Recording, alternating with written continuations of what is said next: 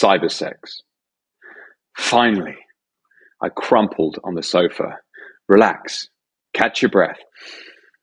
Hectic stuff. For anyone that's had kids, you know exactly what I mean. We were on a weekend away for my wife's birthday. The 1-year-old was asleep, and the 3-year-old was with her grandmother. A moment to ourselves. What a luxury. Now, are you an investor looking to improve the portfolio performance you have, or an entrepreneur intrigued by the impact of technology? Maybe you're just Bitcoin curious. Well, listen along and you're going to learn about the inevitable march of new technology adoption as it seeps into society. How do you recognize it? How do you profit from it? And how to grow with it? Not all stories have a happy ending, as we all know, but watch and see for yourself at the end of this. Circling back to the opening, what a luxury. Some peace and quiet as parents. In fact, it was precisely the moment we had been engineering all weekend to get to spend some time together. Now, what next? Can you guess? Rom-com time. Guilty. After a quick search, I landed on a 1998 classic, You've Got Mail. It was great. An entirely predictable love story with twists of comedy and a poignant use of cultural quirks at the time. Well worth a couple of hours on the sofa to unwind. But hang on, why is this relevant? Fair call. So here's the point. New technology takes time to be adopted by the mainstream. Initially, it feels very foreign. It's misunderstood, risque even. To be more specific, the opening credits to the film used a dial-up modem sound, which was a first for the movie business, whilst the story itself is about an anonymous romance via email. Imagine sending that to a movie producer today. Like the script, it's not exciting, right? But in lies the lesson. 25 years ago, flirting online was seen as innovative. Romantic relationships via digital platforms were being normalized for the first time. People were learning how to interact with a new tool. The internet was just getting going. What seems trivial to us today was new once, highlighting nicely the inevitable march of technology adoption. Amusingly, there was a scene in which they dropped the bombshell phrase, cybersex. People were so worried about offending others with this concept, it was used as a naughty joke. Well, how quickly times change. Finally, in relation to the film, it's important to mention that the two lead characters were bookstore owners. One of the twists being that the large store owner pushes the small store owner out of business.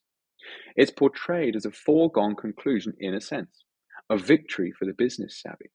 Now, fast forward 25 years, and ironically, they would likely both be out of business.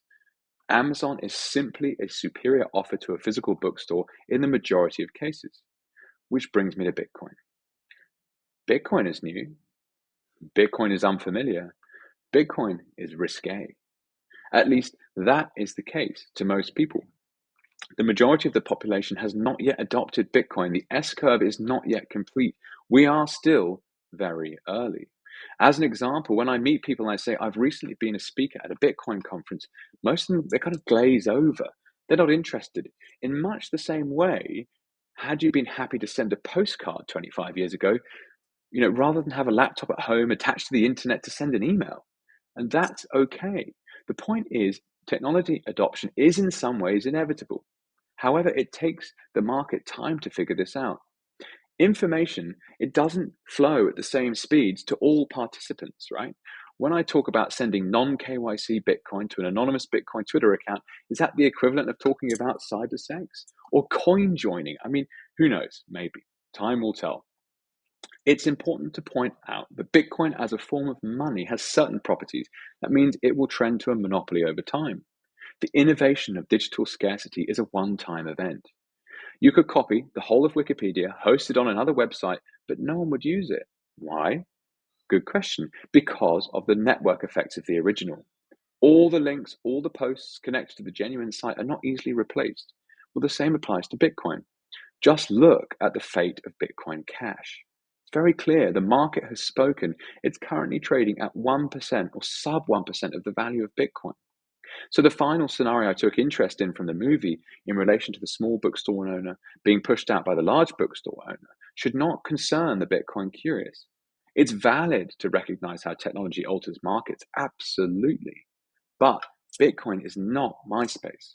In spite of all the experts you may have seen parrot such a comment, You've Got Mail highlights brilliantly how the internet has altered communication, privacy, and also retail. 25 years and a lot has happened. Bitcoin alters money. We can send value digitally with no middleman. Our property rights are forever upgraded. Capital allocation is innovating. Imagine where we might be 25 years from now. Point being, don't be afraid to embrace the new.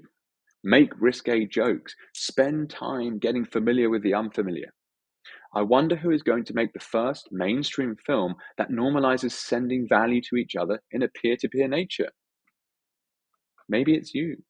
Time will tell. But as promised, it's important to conclude that the movie ends in a love ever after. As always, please reach out if you have any questions. I'd love to hear from you, especially if you're a high net wealth investor reallocating large amounts of capital. Whilst please head to my website, mrjakewoodhouse.com, and download my free ebook, my Bitcoin Book Bible, with 35 books I've been through that I've curated and are fantastic for those diving down the Bitcoin rabbit hole. Anyway, until next time, thank you. I'm Jake.